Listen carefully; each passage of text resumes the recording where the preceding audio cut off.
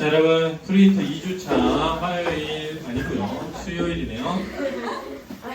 오늘 여러분들이 참 박수를 시작하겠습니다. 박수. 자, 오늘 집중해 주실 거죠? 네. 부탁드립니다. 자, 오늘은 여러분들하고 플래너에 대한 얘기를 좀 해보고자 해요. 그래서 디테일하게 플래너를 작성하는 거는 추후에 다시 또 설명을 하겠지만 오늘은 좀 큰 틀에서 플래너를 어떻게 쓸 것인가, 왜 쓸 것인가, 좀 조심해야 될 것은 무엇인가 이런 것들을 좀 얘기를 할까 합니다. 그래서 잘 들어주세요. 일단 첫 번째는 플래너 쓰는 것을 되게 무의미하다고 생각하는 사람이 있을 수 있는데 전혀 그렇지 않습니다. 그래서 이 플래너를 쓰는 것은 이제 공부의 계획을 가지는 거고요. 계획을 하지 않은 공부는 자기화가 안 됩니다. 그래서 반드시 플래너는 쓴다. 이제 플래너를 쓰기 위해 공부하는 건 아니죠. 공부를 잘하기 위해서 플래너를 쓰는 거니까 플래너 쓰는 거에 너무 많은 시간을 뺏겨서는 안 됩니다. 알죠? 플래너 쓰는 거에 너무 많은 시간을 뺏겨서는 안 되지만 플래너를 쓰는 것과 플래너를 쓰지 않는 것은 정말 큰 차이가 난다라는 것을 좀 생각해 두시고 플래너를 쓰시기 바랍니다. 그렇죠? 자, 이제 제가 노는 시간 대 쉬는 시간이라고 되어 있는데 여러분들 기억이라고 하는 건요, 망각이라고 하는 걸 전제로만 가능한 거예요. 우리에게 망각이라는 게 없다면 기억도 없는 거예요. 그러니까 노는 시간이 없고 쉬는 시간이 없는데 공부 시간이 있을 수가 없습니다. 근데 우리가 뭘 잘못하냐면 노는 시간하고 쉬는 시간을 잘 못 정한다는 거예요. 자, 일단은 둘을 구별하지 않으면 안 됩니다. 노는 것과 쉬는 것은 다르죠.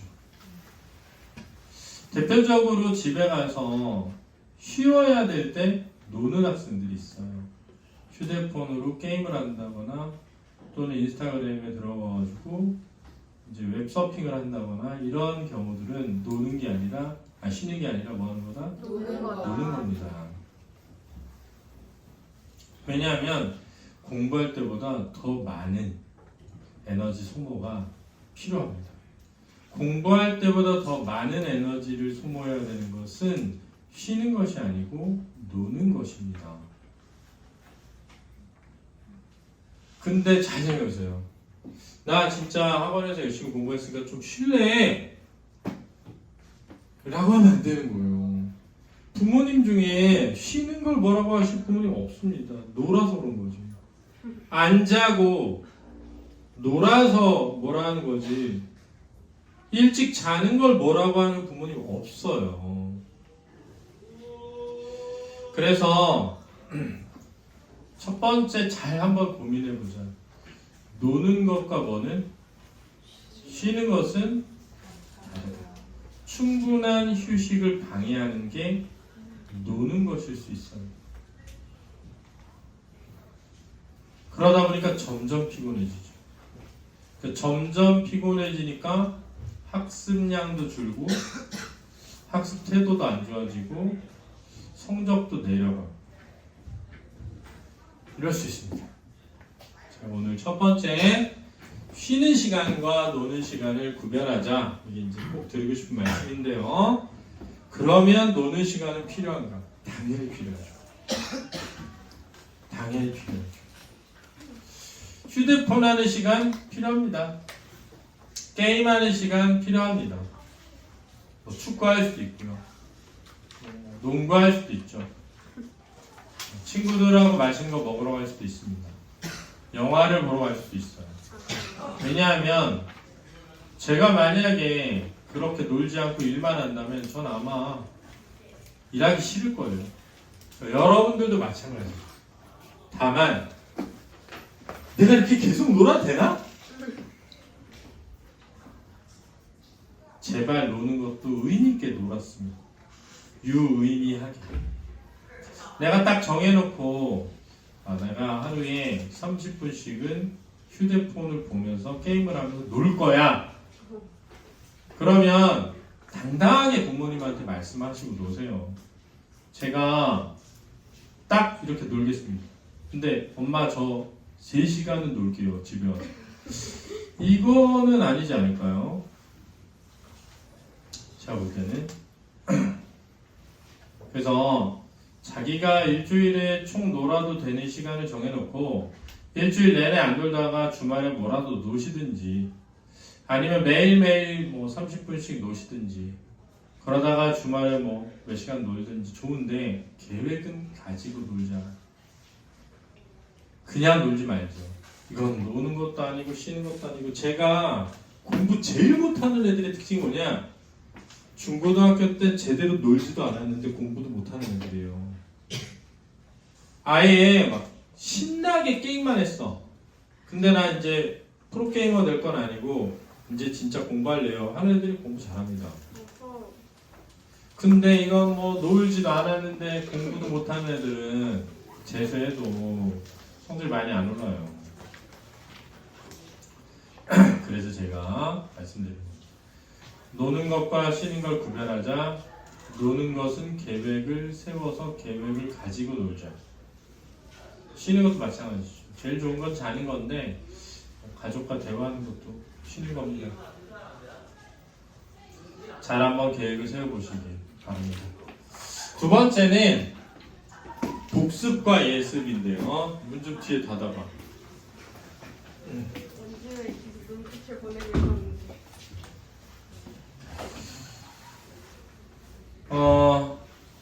자신의 실력이 부족하면 예습을 하셔야 됩니다. 예습의 기준은 저는 이런 거예요. 수업 시간에 수업이 못 알아들을 때. 내가 수업 시간에 수업을 듣는데 그걸 못 따라갈 때, 못 알아들을 때 예습이 필요한 시점입니다. 예습은 어떤 식으로 하는 게 좋냐면 교재를 미리 읽어보는 게 좋습니다. 교과서를. 그럼 예를 들면 국어다면 국어에 뭐 문학 지문도 있고 비문학 지문도 있고 뭐 문법도 있지 않습니까? 문법 한번 읽어보세요 미리. 모르는 거 투성일 수 있죠. 모르는 거 밑으로 그어놓으세요. 그러면 그걸 다 풀 시간이 없더라도 대충 한번 쭉 읽고 무슨 말인지 이해가 되나? 뭐 시를 읽었는데 무슨 말인지 이해되나? 이런 거 어떻게 이해하지? 이런 건 뭐지? 이 말은 무슨 뜻이지? 가볍게 하면 됩니다. 예습은 가볍게. 그래서 예습은 가볍게 하되 복습은 반드시 해야 됩니다. 반드시. 그것도 철저하게 해야 됩니다. 철저하게. 그렇죠? 그래서 이제 윈터가 되면 수업을 낮에 하잖아요. 자습 시간에 반드시 복습부터 넣어놓으세요. 그러면서 숙제를 하는 겁니다. 그러면 빠른 시간 안에 숙제가 돼요. 내가 지금 방금 수학 수업을 듣고 그걸 복습하고 숙제를 해야 빨리 되는데 다음 수학 시간 전에 숙제를 하잖아요. 그럼 기억이 안 납니다. 그래서 동일한 양을 더 많은 시간을 해야 되게 되는 거예요. 그러면 반대로 하면 같은 시간에 더 적은 양을 한다는 거죠. 다른 애들하고. 그러면 오늘 국어 수업을 들었어요. 제가 오늘 문법 정말 쓸데없는 거 했지 않습니까? 문학 쓸데없는 거 했지 않습니까? 그죠? 그러면 그냥 넘어가지 마시고 집에 가서 30분 보고 자든가 아니면 내일 학교에 가서 반드시 복습 시간을 만들어서 보셔야 됩니다. 숙제란. 그게 밀리기 시작하면 공부를 잘할 수가 없다. 그래서 예습은 다시 말씀드리지만 수업하기 전에 가볍게 필요한 것만 읽어보자. 복습은 수업 끝나자마자 철저하게 반드시 모든 과목을 숙제도 그때 뭐 해버리자? 끝내버리자 라는 게 제 이야기입니다. 그래서 수학을 들은 날은 그날 수학을 끝내고 영어를 들은 날은 그날 영어를 끝내는 게 좋습니다. 밤에 일찍 자야 되는 사람은 일찍 자고 아침에 일찍 일어나서 학교 가서 하셔도 돼요. 그러지 않은 학생은 뭐 밤에 가서 해도 좋은데 저는 개인적으로 경험적으로 저는 아침에 하는 게 좋았습니다. 밤에는 12시까지만 하고 12시에는 잠자리 들려고 했어요. 저는 웬만하면. 그리고 뭐 밥 먹어야 되면 좀 배고파서 집에 가서 밥 먹을 수 있었거든요. 밥 먹어야 되면 엄마가 밥 차려주니까 차려줄 때까지 복습합니다. 집 펴놓고 차려주면 밥 먹으면서 봅니다. 오. 대부분 밥 먹으면서 휴대폰 보죠. 그러면 안 되죠. 그러면 그거는 쉬는 게 아니고 노는 거예요. 그렇죠. 그러지 말고 집에 가서 휴대폰 쳐다볼 시간에 오늘 수업 들은 거 한 자라도 더 보세요. 알겠습니까, 여러분? 네. 마지막. 맞지. 이게 진짜 딜레마죠. 왜냐하면 우리는 나 공부 많이 했어 라고 할 때 뭘 기준으로 많이 했다는 걸까? 시간을 채웠다는 걸까? 양을 채웠다는 걸까? 양이죠.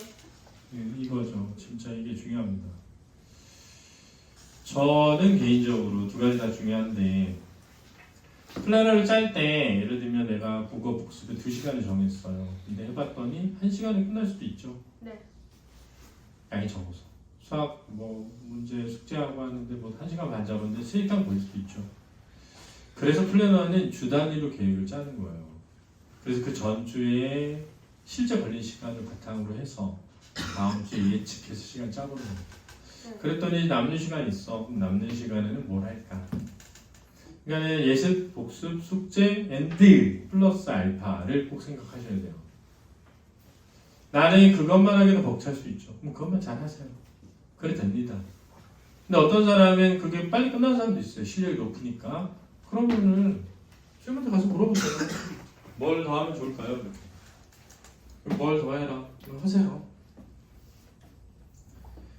그래야죠. 근데 어떤 애들은 그런다는 거야. 나 엄마 너 공부 안 해? 나 숙제 다 했어.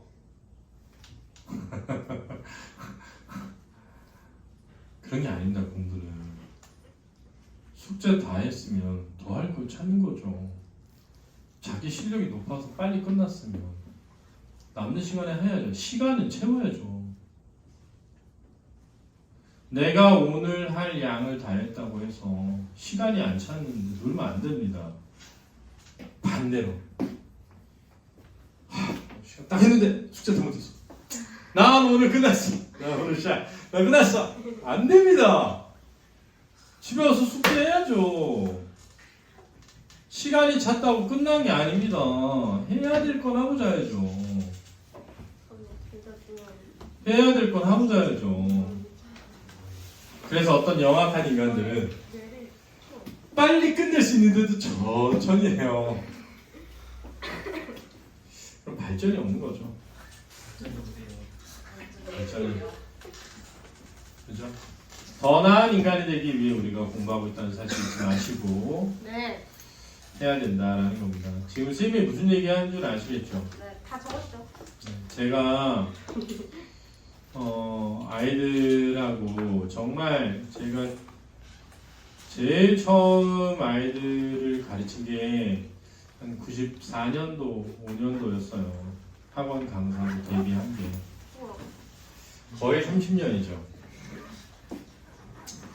제가 진짜 숱하게 많은 사람들을 봐왔고 숱하게 많은 학생들을 경험해 왔는데 여러분들은 월요일부터 금요일까지 열심히 공부하기 위해 이곳에 와 있기 때문에 이미 기본적으로 이제 좋은 결과를 만들 겁니다.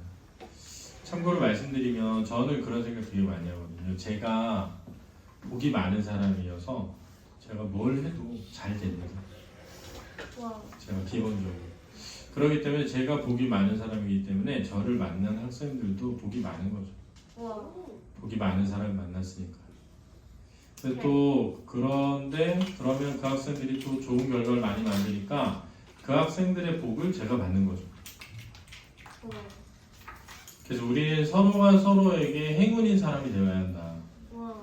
와. 내 인생의 행운은 안진우 선생님을 만나서야 라고 할 때 안진우 선생님 반대로 내 인생의 행운은 누구를 만나서야 이렇게 시민아를 만나서야 뭐 예를 들면 천재명을 만나서야 강태모를 만나서야 이렇게 생각할 수 있어야 된다.